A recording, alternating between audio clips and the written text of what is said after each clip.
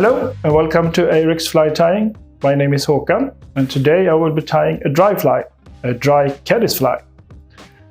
It's a quite simple pattern but highly effective when you're fishing running water, for example Grayling or Trout. So let's start with the hook. And the hook I'm using is the Ahrex Freshwater 502, size 14. If you want a barbless hook, you could just use the 503. It's the same hook, but without barb. And then we just set the thread. The first thing we will tie in is the Hackle. And I'm using this brownish sort of Cree colored Hackle. You can use a Grizzly Hackle, which is dyed brown or tan or golden olive or something, but I like this Grizzly pattern because it gives the illusion of life when you fish the fly. This is the Whiting Heritage Hackle, and these are only available in natural colors. And this one is called Barred Ginger variant. So if you look for a Cree color, I would go with this Heritage Hackle.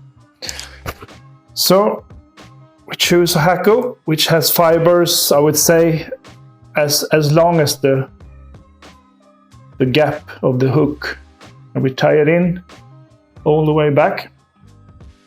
And then the body is made of dubbing. The dubbing I'm using here is a mixture of some hare's ear and some synthetic. You could use Antron but I like it to be a bit coarse, not too fine. And then we just dub the thread and make the body.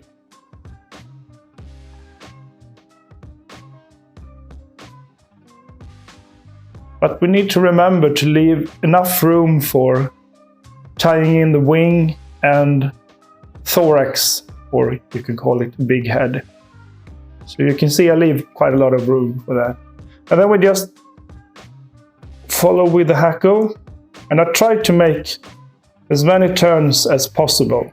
Not touching turn, but close to. And cover the body. And tie it in.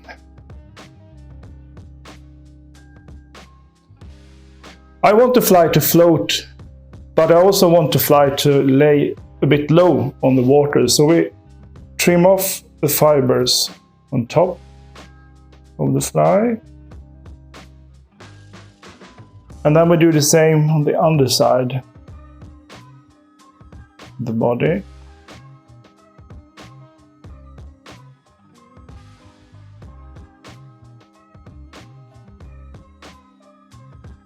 So it just has fibers on the side of the fly. And the wing is made out of CDC feathers. I'm using quite small CDC feathers, and I'm using, I think this is 4 feathers together. So try to make them as even as possible in the tips and pull them together slightly. And then we just tie them in excuse me, on top of the fly. Make the wings slightly longer than the hook. And then we just tie it in. And then we cut off the waist. So, and the last thing is to cover the rest of the hook with dubbing. And this is when it's good to have some sort of guard fur from hare or squirrel, because they will give the illusion of legs on the thorax.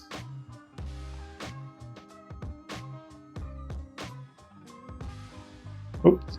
And then we just make a whip finish.